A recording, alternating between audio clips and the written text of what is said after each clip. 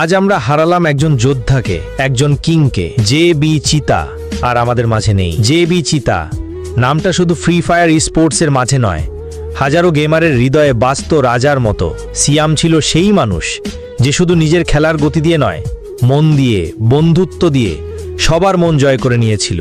আজ আমরা সবাই নিঃশব্দ, কারণ আজ আমাদের সেই প্রিয় সিয়াম আমাদের মাঝে নেই। সিয়ামের খেলা মানেই ছিল উত্তেজনা, কৌশল আর শেষ মুহূর্তে বাজিমাত। তার প্রতিটি কিল ছিল দর্শকদের মনে এক একটি আগুন জ্বালানো মুহূর্ত। কিন্তু আজ সেই জেবি স্কোয়াডে নেই জেবি চিতা।